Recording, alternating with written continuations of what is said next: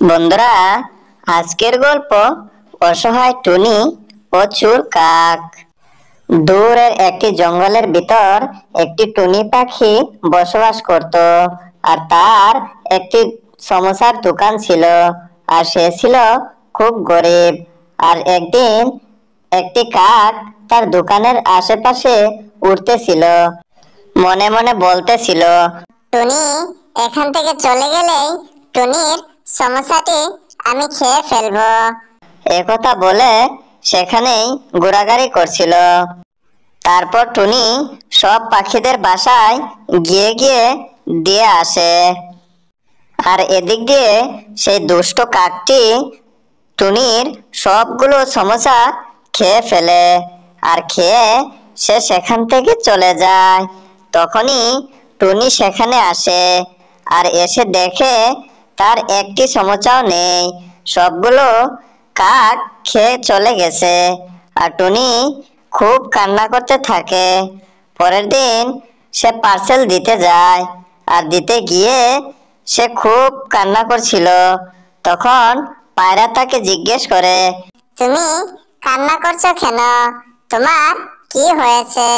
তখন টুনি সব খুলে বলে। পরের দিনও কাক ঠিক আগের দিনের মতোই সবগুলো সমস্যা খেয়ে সেখান থেকে চলে যায়।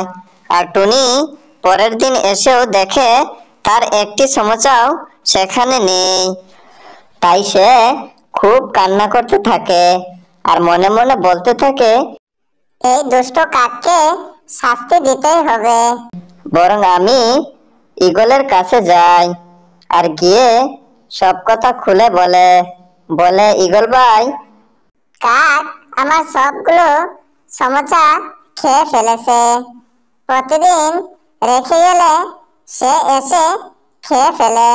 তখন ঈগল তাকে সাহায্য করে না। তারপর সে একটি পরীর কাছে যায় আর পরীর কাছে সব খুলে বলে। তখন পরী বলে, তুমি সমোসা রেখে যাওয়ার সময় সমোসাতে লঙ্কা মিশিয়ে দিবে।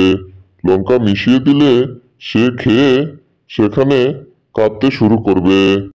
পরের কথা মতো টুনি সবগুলো সমস্যাতে লঙ্কা মিশিয়ে দেয়। আর মিশিয়ে দিয়ে সেখানে রেখে সে পার্সেল দিতে চলে যায়। আর টুনি তখন জিজ্ঞেস করে, কি গো টুনি ভাই, তোমার মনটা এরকম কেন? কি হয়েছে? তখন টুনি তাকে সব কথা খুলে বলে। আর তখনই সেখানে দুষ্ট কাকটি চলে আসে। আর এসেই যখনই সমস্যা মুখে দেয় তখনই তার মুখে লঙ্কা লাগে। আর সে খুব কান্না করতে থাকে। এরপর দুষ্ট কাকটি শিক্ষা পেয়ে আর কোনোদিন সমস্যা খেতে আসে না। আর টুনিও সে তার সুখে জীবনযাপন করতেছিল। তো বন্ধুরা, আজকের গল্প এই পর্যন্তই। আরো সুন্দর সুন্দর গল্প পেতে আমাদের চ্যানেলটি সাবস্ক্রাইব করে রাখো।